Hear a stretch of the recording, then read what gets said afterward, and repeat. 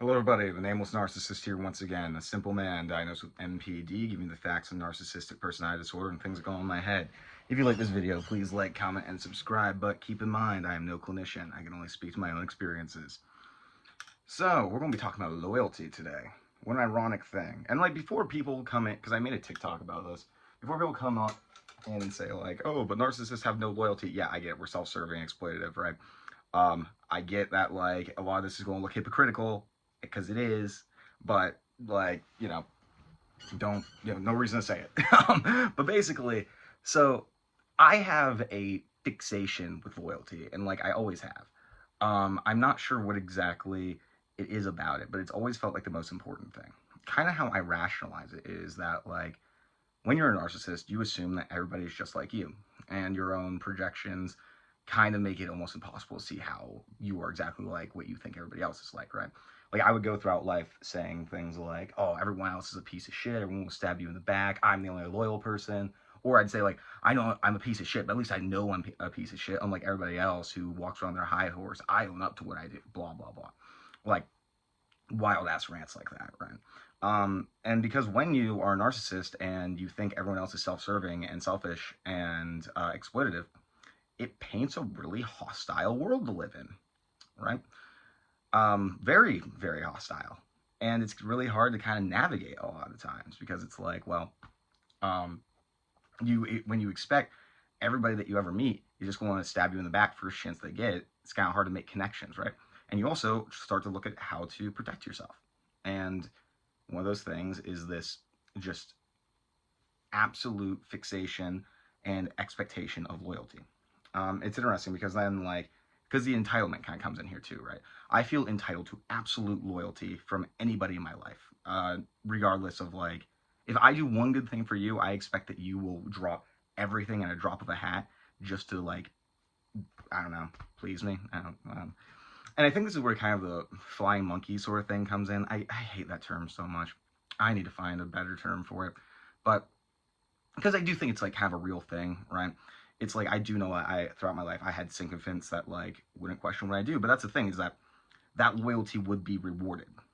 Is I think is forgotten a lot. Don't get me wrong, there were times that I definitely betrayed the trust of people in my life, usually out of negligence or just impulsivity.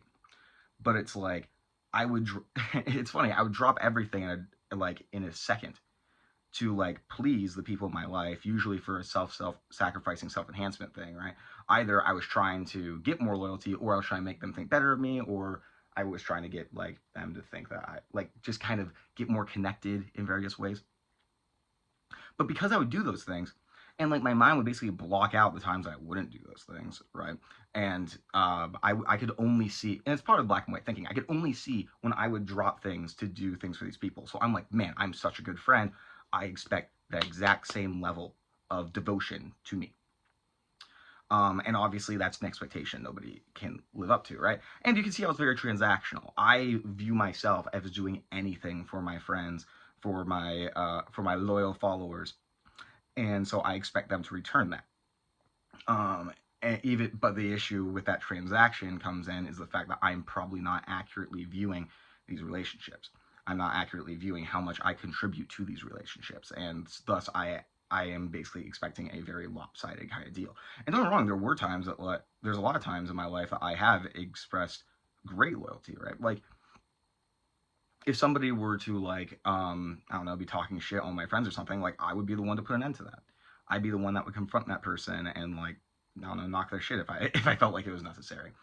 And so like whenever I would have a falling out with somebody, I would like basically I would demand that everybody I knew like basically socially isolate that person because that was like to me that was like the biggest punishment I could give somebody. I knew how loneliness and how isolation affected me, and I was like, well, this is what you get for betraying me. And it was also kind of like making an example, right? It's like I wanted people to know that they couldn't just walk over me, that they couldn't just fuck with me. I was on top, and that anybody who tried um, to wrong me or whatever, tried to exploit me, was going to suffer consequences. I felt like people who just let people get away with like or forgave people who harmed them and stuff like that were pathetic. The only time I would forgive people is if they fucking begged, and then I'd be like, oh, look at my graciousness. I am such a kind person.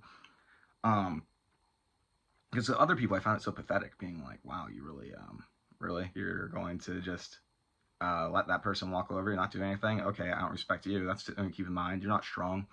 Maybe you're not even worth having around. And like this, and also like this thing about loyalty has also like manifests in some really questionable ways throughout my life. And because like this whole thing was, I was reminded of because this guy who I wasn't close friends with by any means, but like me and him knew each other and like we were in the same wedding together, stuff like that. He recently got arrested because he was a teacher and he was fucking one of the students, you know. And like it's like come on, and I'm like, people, can you just just date your own age for fuck's sake? It's not that hard. Like, I don't feel guilt and I don't like fuck teenagers or rape people. Nobody else has any excuses at this point. Like, I am like the bare minimum. I am like the bare minimum of like morality. If you go lower than me, then like you are, I don't even know what to call you. You are a 10 on the amorality scale. And I'm like a 9. I don't know. But yeah, but like in the past, I had a friend who like 2 friends actually. Jesus, God, why do I like attract these people? But like this, it's a little different because we were in high school at the time, so it was like I don't think the gravity of it really hit me as hard. But these people were like sexting people who were like significantly younger than them.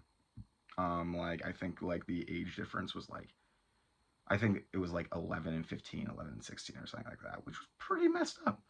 But because of my ideas surrounding loyalty and what that meant, I was more than willing to kind of brush that stuff under the rug, which nowadays I have a lot of regret about. I mean, mainly because they betrayed me, but no, like, and just because that's like screwed up that like I let that kind of go on. I'm not proud of that, but it is. I mean, there's not much I can really do about it at this point. But yeah, and like, so it's really interesting how that kind of morality played out in my mind. Is that like nothing? It's like nothing was to me the like most immoral things that you can do are unwarranted betrayal and abandoning someone. To me, those were like the only 2 things that you could do that I would be like, yes, you are a shit person. Like obviously, because apparently, like you know, I let him get away with that kind of shit. I mean, it's funny because like I had a friend who I set him up with this girl and like he like and like I later learned that he was like straight up abusing this girl. And yeah, I was pissed off about that, but like really the thing that like pissed me off is that like she kept kept accusing her of sleeping with me and that if and then like and demanded that like she not talk to me and stuff like that and like basically both of them like abandoned me. And that's what I got pissed at him about and like yelled at him and made him cry. You're not wrong. I was pissed off about the abuse stuff too because I'm like, man, I set these people up together. I really fucked up there. God, now I look like an idiot. And obviously like abuse is bad and like I don't want that to happen. But the strongest emotional reaction was due to the perceived betrayal of my trust and the betrayal and like leaving me and stuff like that. And to this day, I have no regrets about making him cry, almost purely for that reason. Also, he's a bag of shit for just having abused somebody. Then then his dad died and I laughed. Jesus Christ.